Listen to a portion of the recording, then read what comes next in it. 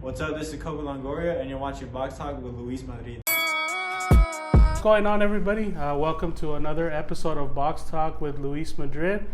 I know we've been a little bit absent lately. A lot of you guys know, a lot of you guys might not know, but my good friend Razor Ramon, he's the one that always helps me with the channel. He was going through getting married and, getting everything ready for his wedding and the honeymoon and the actual wedding. So we kind of just took a little bit of a break until he got everything settled in and whatnot, and he got married. So congratulations to him, and we're ready to get rolling again and pick back up and start getting these interviews out the way. So we appreciate your guys' patience and support. Today we have a really special guest with us. We do have Arizona native, Arizona local undefeated fighter, Coby Longoria. How are you doing today, champ? Yeah, I'm doing good. Ready for this interview? Sure. Appreciate you. Thank you so much for joining us today and giving us a little bit of time so that the fans could get to know you a little bit, okay? So let's go ahead and jump right into it. Let's go ahead and start from the beginning. Even before we get into the boxing, how was, where's your birthplace? Where were you born? And how was just your upbringing and your family life as a kid? Yeah, so I was born in Burley, Idaho, and we moved here when I was about 2 years old, and basically raised here since then to now. So consider myself an AZ fighter. So. Did you have a pretty normal childhood? Both parents in life? Yeah, pretty normal. Yeah. They're still together. They've been together since I want to say about 15. Oh, okay. Yeah, so my parents been together for a while, and then we moved here to South Phoenix, and lived there, raised until I was about 13, and that's actually where I started my boxing career with I don't know if, well, I'm sure you know Joey Boxarellas. Yeah. Yeah, that's my older cousin. So I boxed with his dad, which is Artil, in his backyard when we were younger. So we grew up around boxing for a while. They're like, Joey's like a third generation or something like that, Yeah. right? His grandpa and his dad, everybody boxed. Yeah. And that's where we all got it from. And then basically our whole gym was known as Southpaw, and that's basically our deal trained us. And then after that, we stopped for a while. All of us, cousins, everyone, we just stopped boxing. And then I got back into it when I was 13. No, actually, I did it from 5 to when I was 13. Then I stopped. And then I went to play football and baseball in high school and college. And then, as I told everyone before, came back to boxing when my little brother, my dad brought him to No Flinching for Hector Castro. And then that's when I started going back. I was only going 2 days out of the week at first because I had a night job. And then Hector sat me down. I was like, if you want to take this seriously and go to the next level and eventually turn pro, we're going to need you to train 5 days to 6 days a week. And I was like, all right. So ended up quitting my night job, and then it gave me full-time boxing. And here we are today, 4-0. So. Sure. That's crazy. I don't know, for some reason I thought that you kind of just had like no boxing experience and then just kind of jumped into the sport really late. So you have basically been in the sport in and out since you were young. And the whole stuff with Joey and the family, was that just kind of like, was that like backyard boxing? Like they used to do a lot of backyard stuff, or there was an actual gym? Yeah, it was an actual gym, but it was just in his backyard. So we basically had a backyard gym. Redlands Pride Boxing we went out of. And then, I really didn't have a big amateur background. Only had about 13, 14 fights before I stopped. And then, now we're pro. For sure. Sounds good. So you said you kind of just had a conversation with your coach and pretty much decided to end the night job and then just basically go all in. Yeah, full time. Yeah. And my dad as well. He was helping coaches over there for Hector Castro as well. And then we ended up leaving the gym, and then now we're fighting independent right now. And my dad's the one training me at the house as my head coach. So actually, this last fight about 2 weekends ago, he was the head coach for the first time, and we went into later rounds. We expected to try to go out earlier. It was a 6-round fight, but we knew our opponent. He was a 4-1, so we knew what he had in experience power-wise, and we ended up taking it to later rounds. So 5th round ended in TKO. So for sure, that's awesome, man. And so even just to backtrack a little bit of that, backtrack a little bit. I know the channel is about boxing, but you know it's also about the story of the fighters. And so, just to backtrack a little bit, where does your passion and your love come from for baseball and football too? And which one do you think you like more? Yeah, so I played baseball for a while because my dad actually grew up playing baseball, and he had a full ride scholarship to ASU, and he played down in Idaho. Well, obviously I was born, and then they ended up having me at 15, a young age. So he ended up having to. So it was like AAA in Idaho, or? It was more like traveling ball, and then okay. they just came out and scouted him one time, and then ended up getting a scholarship. But you know, like I said, then they had me. Then that ended up stopping. He had to work, and basically, big boy pants had to come on for my father. Sure. So the whole football and baseball is kind of in your blood. Well, more baseball. More baseball. Yeah, that's what I turned to. But I went to football, tried it because obviously I was a big boy. I walked around like 220. And then once I went to football, I started just eating like crazy, hitting weights. Went up to I think it was about 242 is what my highest was. And then afterwards, I stopped all that from sports-wise once COVID hit. And I was like, there ain't really much to do because they had a bunch of restrictions, as a lot of people know, for college sports. So then that ended up cutting off. Then I ended up getting a job I worked at Barro's Pizza for a while. Worked nights, and then Ramon used to do that back in the day. Used to slang pizza. Yeah. 6 years of my life. That place. How long ago was that? Like 4 years ago?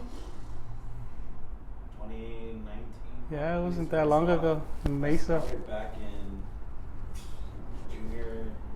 sophomore year of high school, probably. Junior, sophomore year. That's crazy. Long time. That's cool. So then you actually went to college for baseball? Well, I played club ball for a while. Oh, okay. And then eventually, I went to college. For baseball. What position did you play in football? I played middle linebacker, center, and then defensive end. Oh, so you had to be big, huh? Yeah, I had for to be sure. big. So take us through that whole process. Obviously, I know, you end up deciding that, hey, this is what I'm gonna do, but take us through that whole process of like, damn, I had to lose all this weight to get down to an actual fighting weight. Because like you said, that your highest was what, like 242, and what do you fight at now, like middleweight? 160. Yeah. So take us through that mentality and that process. And did you almost think of quitting somewhere down the line, or how was that process of getting all the way down?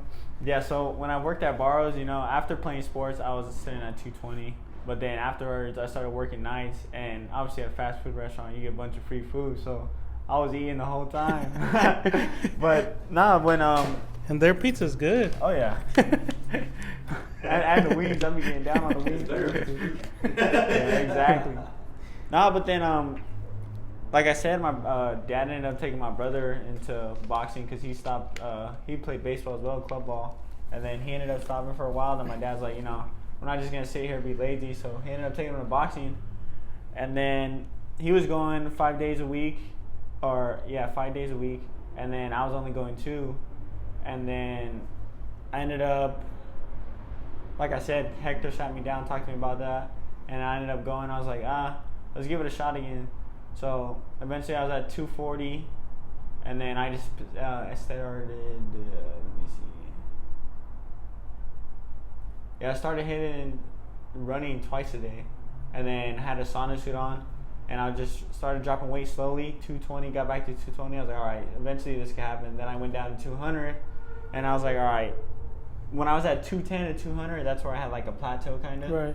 And then I ended up thinking like, damn, this is way too hard. Like, what's the point of doing all this, putting my body through all this crap? So eventually I got past 200, and then I was sitting in the 190s, and I was like, hell yeah, I'm just gonna keep working hard, not give up. Just kept training, running nonstop, a sauna suit, just changed my diet completely.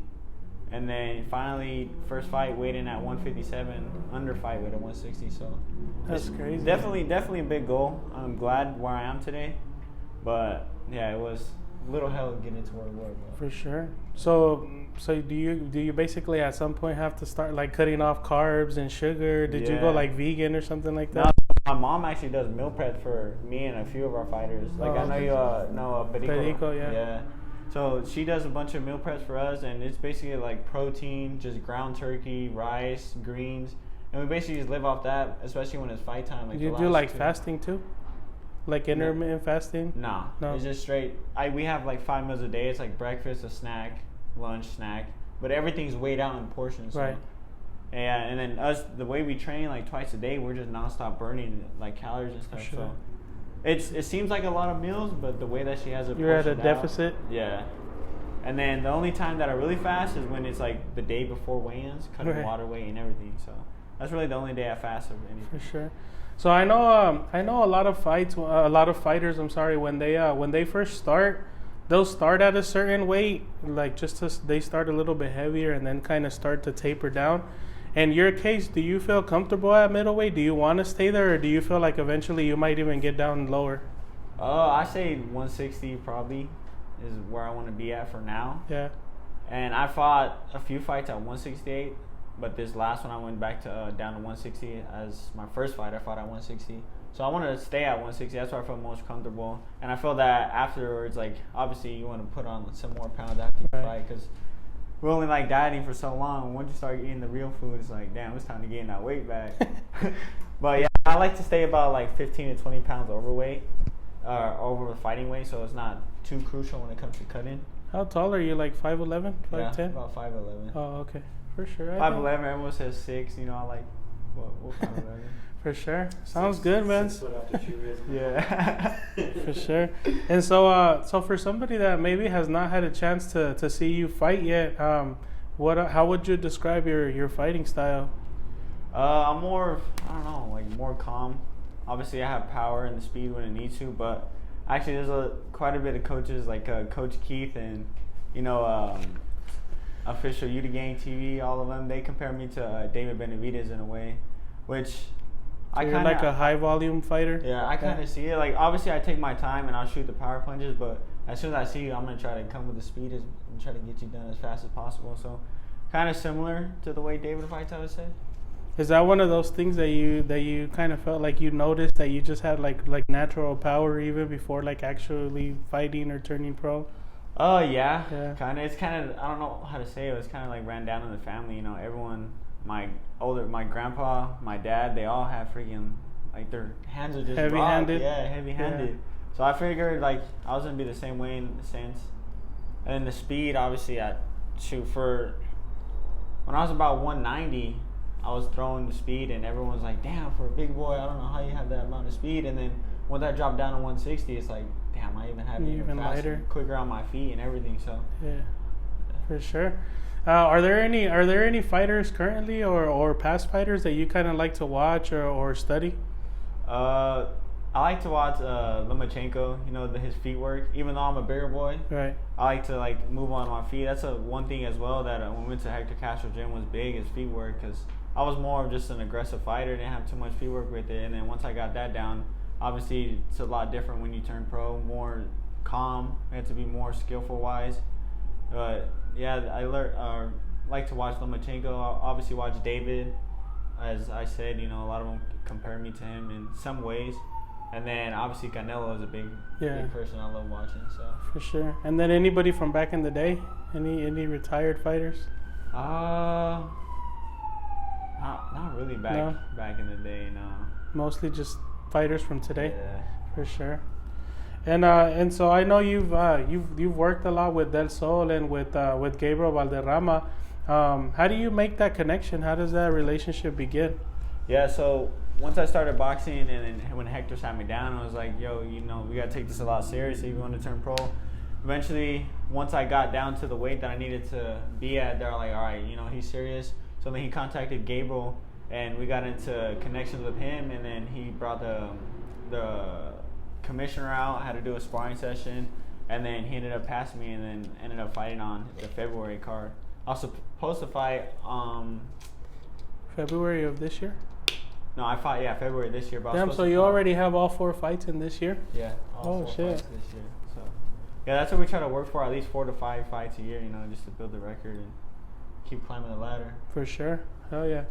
And so I know you didn't have a crazy amateur career. Like you said, you only had 12 or 13 fights. But what outside of the obvious stuff, with the bigger gloves and the headgear and all that, What are some of the things that you notice as far as the differences between the amateurs and the pros? Yeah, so with amateurs, obviously, a lot of the judges go off points scored with amateurs, especially when like in the nationals and the bigger tournaments. And I feel like in amateurs, you're just more aggressive. You're just throwing nonstop. With the pros, It's all points. yeah, that's how I see it in amateur. That's really what it is all points. Because even when you're in inside, they just barely love tap and they're counting those punches. But for pros, it's like you have to be more calm. Obviously, no headgear. You have smaller gloves, so punches you're gonna feel it a lot more when you have amateur and the protection that you have on like headgear and stuff. But yeah, with the pros, I feel like you just have to be more calmer. You have to pick your punches. Obviously, you can't just go in there swinging on wild, because if you do, eventually your opponent's a lot smarter. He's gonna just time you whatever your mistakes are and then counter off of that. So yeah, I feel like the pros and amateur. Obviously, amateur, you work your way up to become pro, but there's pretty much little differences when it comes to preparing and all that. Why so? Would you say you were pretty calm for your pro debut, or were you super nervous? For my pro debut, I was a little nervous. With the training wise, I felt like I was more than prepared training wise. But when you're back there sitting getting wrapped and everyone's coming back there, you got the DJ back there, grah, doing all the noises. You're like, damn. Check Diesel's crazy ass. Diesel back there, yeah. So you're back there trying to stay focused and calm, but like I had butterflies. I'm not gonna lie, little butterflies. But as soon as I stepped in that ring, it's like, bam, it's gone. It's like it's time to put on the show. So, yeah. And then I don't know if they're all just family or if it's supporters, friends, but the 2 or 3 fights that I've gone to Del Sol where you fight, there's a lot of people with your shirts on. Yeah, I got a bunch of family and a bunch of friends too, especially from my dad's side. My dad works at American Furniture, and he gets a bunch of his boys within the warehouse. They come out and support, and then we also have a cleaning business that I work for. My parents do, and we get a bunch of the clients and everything. So we're around, and then I have my parents as well. They help out with social media wise and all that. So for sure. And so speaking of family, I know that you're super close with your family. You guys are all really close. You have a really big family. How much do you use them as motivation to try to reach those goals and get to where you want to be? And how much do they help you be in that support system that you have? Yeah, so my family is a big support system to me and the motivation. That's what I'm in there fighting for. Obviously I fight for God first. Always all glory to God as I'm in that ring, as you're watching over me, allow me to come out victorious. But my family, man, they play a big part in the way. Obviously, my mom, she helps with meal prep, so she's helping with basically the way I'm losing weight, preparing for the fight. And then I have my dad as my head coach. So, my parents, they play a huge role in basically the way I'm successful as well. And then, they both have jobs. My dad works a 9-to-5 job. He goes in at 4 in the morning, comes home at like 5:30, 4:30 sometimes, and then he's still training out there working with me, training for like 2.5 hours. So, they play a big part, and very grateful and thankful for their help. So they sacrifice a lot too to help with your dream. Yes, sir. For sure. That's awesome, man. A couple more questions to finish up this first segment. The other question that I have for you is, what kind of goals do you want to accomplish in boxing? Yeah, so obviously I started off right now just 4-0, and eventually I want to climb the ladder and have that opportunity like, David Benavidez, Jesus Ramos Jr., Carlos Castro, all of them, just to be able to fight on a bigger stage, a bigger platform, and eventually, if it comes, and if God allows me, then fight for a world title one day and hopefully become a world champion as well. For sure. Have you had a chance to spar any of those guys by any chance? Or Elijah? I sparred Abel Ramos, Elijah Garcia, so I'm working with some pretty good fighters, yeah. For sure. And then the last question that I had for you is, so what? I believe, if I'm not mistaken, you're done for the year as far as fights, right? So if that's the case, what can we expect in 2023 from you? Yeah, just the same thing you've been watching. Eventually we're gonna get back on the grind, start dropping this weight again, and preparing for a fight in March, and just keep on seeing the Coby Longoria that you're seeing, Team Longoria in there, and just continue to put in the work and showing what my talent is, and eventually climb up that ladder, like I said, and hopefully have a big opportunity in the future. For sure, no doubt. Appreciate it, man. And so the next segment that we have some upcoming fights, 3 of them. I just want to see what you think about them and kind of get a little breakdown, see what you think about the fights. So the first one is the one that we have this weekend, the Jose Cepeda versus Regis Prograis for the WBC title. They're at 140. I'm not sure if you're familiar with them. With Cepeda, I know. Yeah. I watched his, actually, I don't know if it's his last fight when he fought, I think it was Vargas, no? I think it's his name. Josue? I think he had one more fight after Did that, he? but yeah, when he fought Vargas, then he knocked him out in one round. Yeah, that's the one that I seen. Yeah. He's pretty skillful, you know. Yeah. He's in there, patient footwork. And, you know, if you come in crazy like he did, obviously he's going to counter off that punch and you're going to get slapped. Yeah. But, yeah, and then, what was the other one? Regis Prograis? Regis? Yeah. I haven't really... He's the one that fought Josh Taylor in the UK, and he lost by like a round. He's a really good fighter, too. It should be a good fight. Yeah, it's going to be I've seen his record. Yeah. So he's pretty decent. I mean, I haven't seen much about him, but I've seen him come across social media and all that stuff. For sure. Oh, he's a good prospect. I think it's a pretty good fight, but I got Cepeda's on that, so. For sure. The next one, I feel like you're going to be biased. You already said this name like 3 times. So, but Caleb Plant and David Benavidez, how do you see that going down? Yeah, obviously, you know, AZ boys, you know, I got to put on. I got to represent and, you know, give all love to David. So I'm going for David, but I mean, I feel like it's going to be a tough fight because obviously we've seen what Caleb Plant did with Canelo, and he lasted in there 11 rounds. He got some footwork to speed, but I feel like David and the pressure that he has is just going to, obviously like Canelo did, is just fall apart. And then I think David comes out victorious on that fight. So For sure. By knockout? I want to say yeah, probably by knockout. It'll just be I think within a little, at least mid fight, because I think Caleb's gonna move around. Because it took Canelo what, like 9 or 10 or 11 or something like that, yeah. 11th round, yeah. But I feel like that's kind of how Canelo fights, anyways. I feel like Canelo's more, he's a slow starter, and he just kind of waits for that big shot. Whereas with David, he's just like high output all fight long, and Canelo's a little bit more patient, I think. Like he knows that one punch is coming in the 8th or 9th, like with Billy Joe Saunders. That was crazy. Yeah. Canelo just like literally walks you down though the whole time when you're fighting. Yeah, he kind of breaks you down with each punch. And then he does a bunch of like little sneaky shit too that a lot of people don't catch. Like he hits you in the hip. Takes away your legs, especially if you're like a big mover. So he does. Or like when he fought Colin Smith. Yeah. Took out his was bicep. punching him in the bicep. Yeah. His whole arm. He tried that with Bivol too, but Yeah, Bivol hung in there. I guess maybe it was just the weight difference or something. Yeah. When you block up like that, he was hitting him in his elbow. Yeah, Bill being at 175, he's pretty good too with his boxing and his footwork. Yeah, so. he's good. And then the final fight from the 3 that I have for you is the Ryan Garcia versus Tank Davis. Yeah, about that one. Yeah, we've been seeing a lot about them posting on social media and all that stuff. And Ryan Garcia, I think, obviously we know what Tank has. He's very skillful, and he's kind of like Canelo in a way. He's not gonna go out there and throw all crazy. He just times that one punch. And we see when he fought, what was his last one? His last one was Rolly. Rolly, yeah. Just like that. That's what I mean. Like Rolly came in with pressure, and then freaking Tank just timed that punch and boom, slapped him. So I think if Ryan Garcia stays to the outside and moves around and boxes, I think eventually he's gonna have a good. You think it'll be a competitive fight? I think so.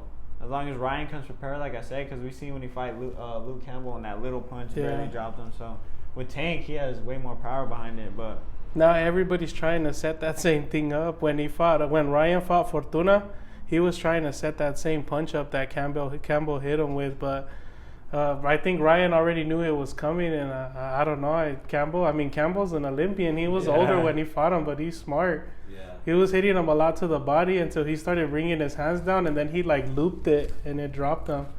It was crazy. So you don't have a pick for that one? Shoot. I'll probably have to run Tank. Tank. Just because I just like the way a fighter he is. Yeah. You think it'll be a stoppage? Come on. Eventually, I believe so. I think it'll be a stoppage regardless of who wins. Regardless of who Yeah. wins. For sure. All right. Especially all the the beef and stuff they have behind it. I feel like, obviously all fights you want to do that to bring up like the crowd and stuff, but Tank is fighting. He's fighting January 7th. January. Yeah. Yeah. He's not fighting No, not No, Ryan. that fight is supposed to be. I think they rumored it for April, but there's nothing set. Yeah. They I just know. they just signed the agreement to fight. Yeah. Yeah, but that guy that he's fighting on January 7th is tough, bro. He's He's tough. he's an Olympian. He's the guy that took Primetime's undefeated record, Chris Yeah. Colbert. Yeah, he beat I him, bro. think, So it's not What gonna. is he, like 16 and? I'm not sure what his record Do is. you think Ryan should fight before then? Well, I think he's fighting a tune-up too. I just don't know who it is. Because I seen that I think he's I posted saw that that somewhere he's like, too, I'll yeah. be in the ring January as well. I heard so. people were saying that he should fight Mark Castro. Mark Castro he's good, but he only has like 7 fights, I think. I don't think he's ready for Ryan. Yeah. yet. Yeah. Eventually, but right now. Yeah. That would be a good fight though. At some point, yeah, but I feel like Ryan has like 24 fights already or something. Yeah. Yeah. Mark kind of barely turned pro. I think he's barely like 7 or 8 and 0. 7 or 8. Yeah, he's actually fighting here. He's fighting on the Estrada undercard December 3rd. Chocolatito. Yeah. Chocolatito, For sure. All right, man. Well, now to go ahead and finish up the interview, I have a final segment. It's called 12 rounds. I didn't tell you about this one because these are just like fun, really simple, like rapid fire stuff that is just kind of just to get to know you. And I feel like if I show them to you, it kind of kills the fun out of it. So Yeah. it's nothing super hard. It's all just kind of real quick, easy stuff. Like, what's your favorite cereal? Like, just so the fans could get to know you a little bit. All right, and we'll finish up with that.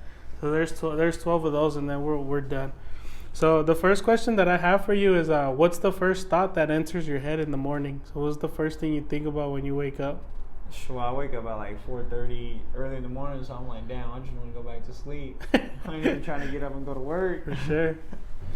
All right, and then the question number 2 is, what's a Coby Longoria music playlist like? So if we were to get your phone and just kind of put it on shuffle, what are we gonna run into? Yeah, so I'm a big Rod Wave fan. That's like in my top. And I got Lil Baby, some Young Boy in there, No Cap. So I'm kind of all over the place. Young Dolph. Then I have some throwbacks, corridos, all that stuff. So I'm all over the place. I also hear you. I hear you talk about God a lot too. You don't have any gospel in there, like Christian rap or anything like that. I have Lil Lecrae, all that stuff in there. So I'm a big believer in Christ. For so. sure, for sure.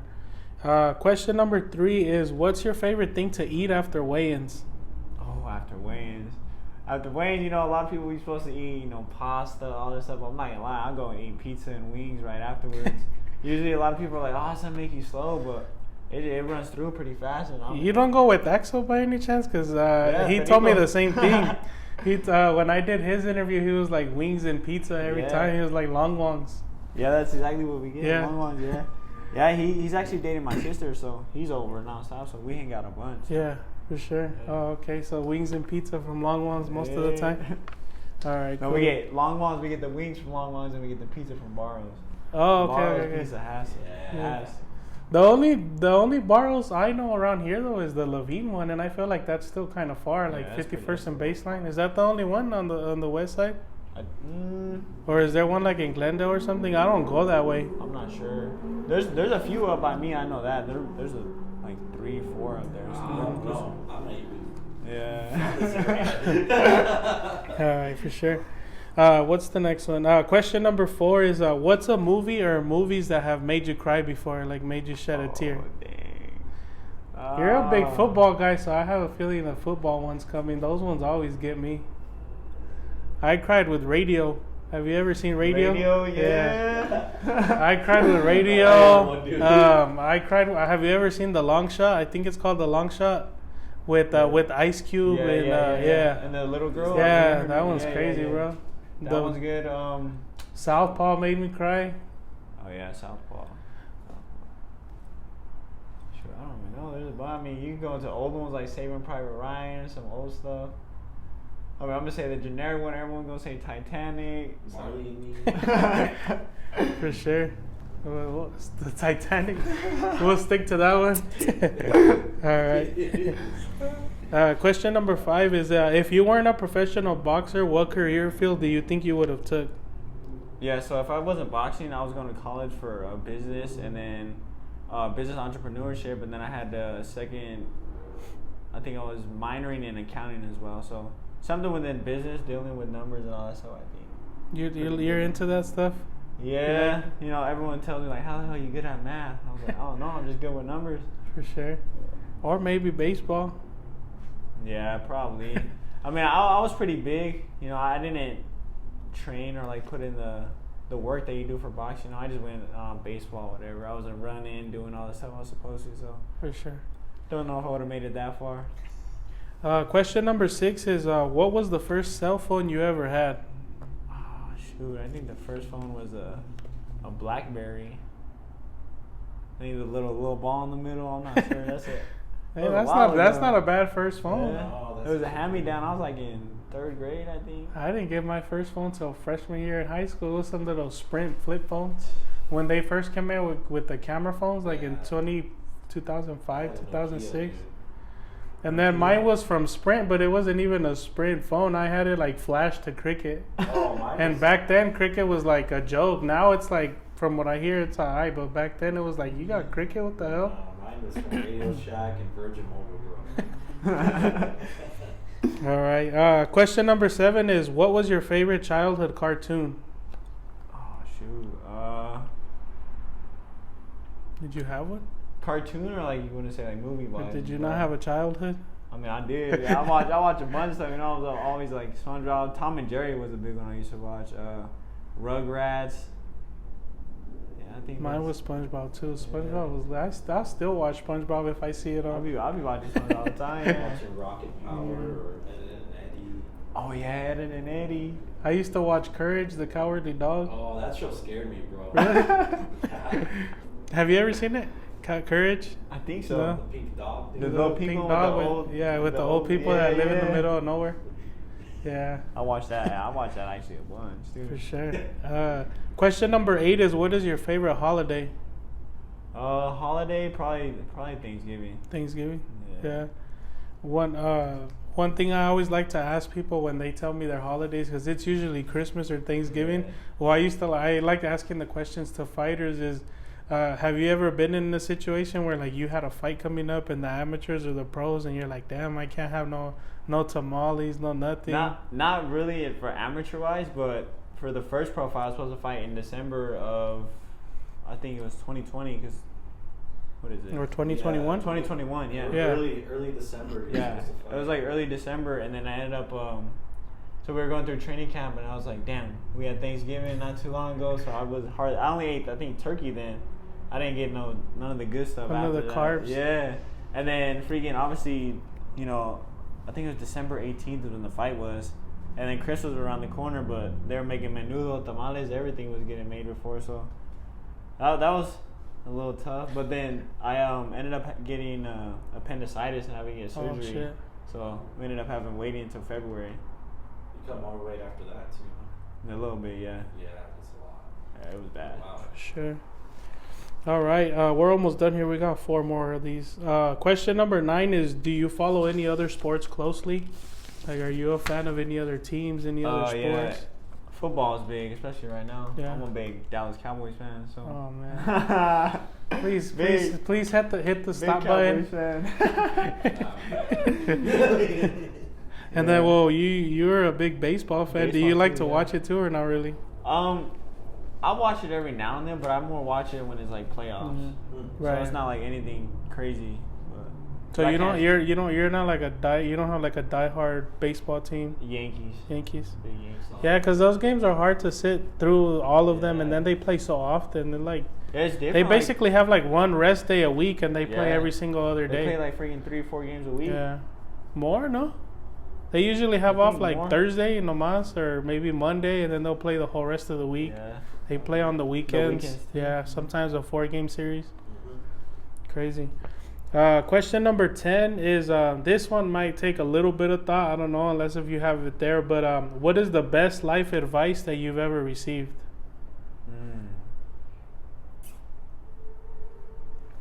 Oh, that's a good question. I guess I could just say from my dad, obviously from him giving it his all through his whole childhood. Basically from when he was 8, well, obviously they had me at 15, so Right. just seeing him and stuff, like him giving me motivation every day, just to never give up in what we're doing. you should have your mindset to something. You know, give it your all. Don't give up, because eventually, you know, you're gonna see results later down the road. And especially like me, I mean, damn, I was 240, almost pushing 250, damn near. For sure. You know, I gave it my all for about half a year and dropped all that weight finally. So I guess just giving it your all and you know, not giving up on your goals. For your sure. dreams, so. From the little bit that you've talked to me throughout this interview about your parents, it sounds like they're also like really strict. Is that the case? Are they really like disciplinarians kind of? I mean, obviously a lot of Mexican family, you know, you're disciplined. But it sounds like your dad's like a zero tolerance for BS. Yeah, he's definitely zero tolerance for BS. And your mom, if she catches you like sneaking in some M&Ms or something, she's gonna be pissed. Oh, speaking of that, I snuck in a bag of M&Ms this last training camp, and when she gets a meal prepping going, she's like hella strict on it. Yeah. So if I have to cheat, she sees me cheating, she's like, all right, I'm done with your meal prep. There's no point in doing it. So I'm like, damn. So I had a couple M&Ms, and she got on my ass. She says, that's like 5 pounds you're gaining right there. And I ended up having to run even more a couple miles after. So That's crazy.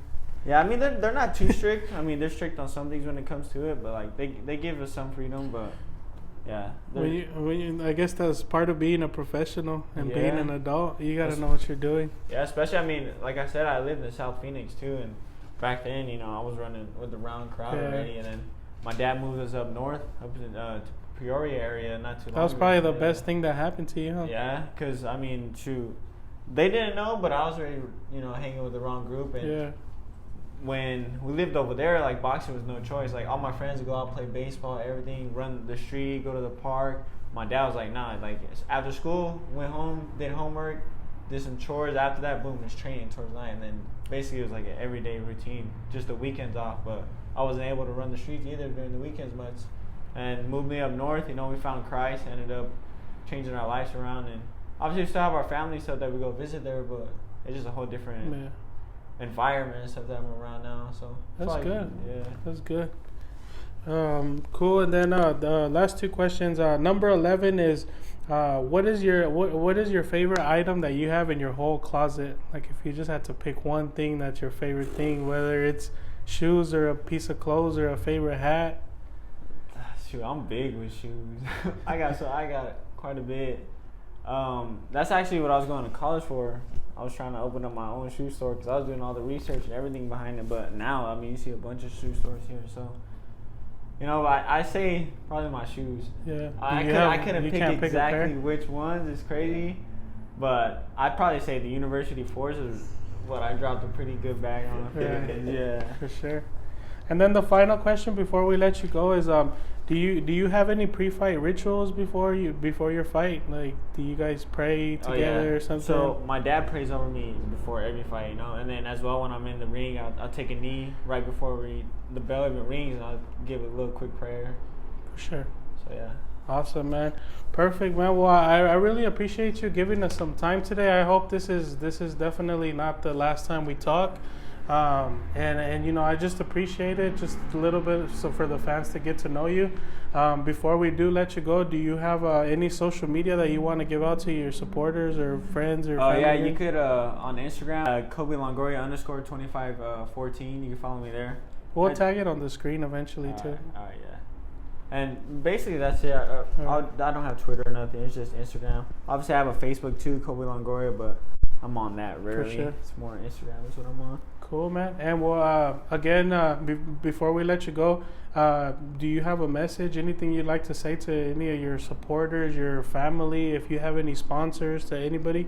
Yeah, you know, I'd like to give a big thank you to all our friends and family that come out and support us. You know, like I always say, there's not a lot of love that you hear from a lot of AZ fighters. You know, they're not too well known. We had to like climb up that ladder eventually, you know, fight California, Vegas, which a lot of fighters originate from, kind of the big ones that you know. So, you know, I just like to thank you, everyone that comes out and supports with everything. So, especially my sponsors as well. For sure.